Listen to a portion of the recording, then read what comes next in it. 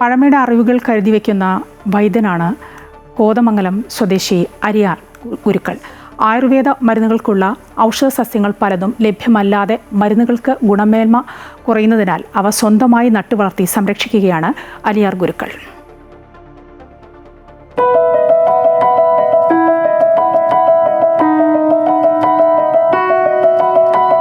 കോതമംഗലം വാരപ്പെട്ടി പഞ്ചായത്തിലെ പിടവൂരിൽ താമസിക്കുന്ന അലിയാർ വൈദ്യൻ വീട്ടിൽ തന്നെയാണ് നാട്ടുചികിത്സ നടത്തുന്നത്.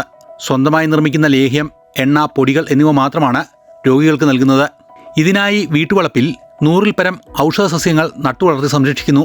വർഷങ്ങൾക്ക് മുമ്പ് സത്യമംഗലത്ത് വെച്ച് പരിചയപ്പെട്ട ഒരു നാട്ടുവൈദ്യൻ പകർന്നു നൽകിയ ചികിത്സാ അറിവുകൾ കൊണ്ടാണ് താൻ ചികിത്സ തുടങ്ങിയതെന്ന് ഇദ്ദേഹം പറയുന്നു. ഞാൻ പുറത്ത് പോയൊരു മരുന്ന് മേടിക്കണില്ല. മരുന്ന് മേടിച്ചാൽ എല്ലാം മരുന്നിനകത്ത് കള്ളത്തരാണ്. അത് ശരിയായ മരുന്നല്ല. കുറുന്തോട്ടി ചോദിച്ചാൽ ഊരം തരും. അപ്പം അതുകൊണ്ട് അങ്ങനെ കടയിൽ നിന്ന് പോയി ആ മരുന്ന് മേടിക്കുന്ന ആളല്ല. ഞാനത് സ്വന്തം നടന്ന് കളക്ട് ചെയ്ത് കിട്ടിയാലാണ് എടുക്കുകയുള്ളൂ. അപ്പോൾ ഇവിടെ ആരെങ്കിലുമൊക്കെ വരും, അവർക്കൊക്കെ കൊടുക്കും. അതിന് എണ്ണകളുണ്ടാക്കി ഞാൻ വെച്ചിട്ടുണ്ട്.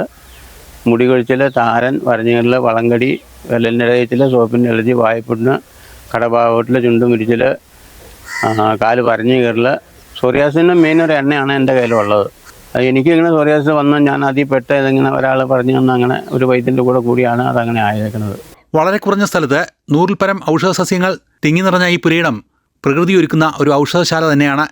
കുറഞ്ഞ സ്ഥലത്തും ഔഷധ സസ്യങ്ങൾ എങ്ങനെ വളർത്താം എന്നതിന് മാതൃകയാണ് അലിയാർ വൈദ്യൻ. പാരമ്പര്യ അറിവുകൾ സംരക്ഷിക്കാൻ അലിയാർ വൈദ്യനെ പോലെയുള്ളവർ സ്വീകരിക്കുന്ന സമീപനം സമൂഹത്തിന് മാതൃകയാണ്. അമൃത ന്യൂസ്, കൊച്ചി.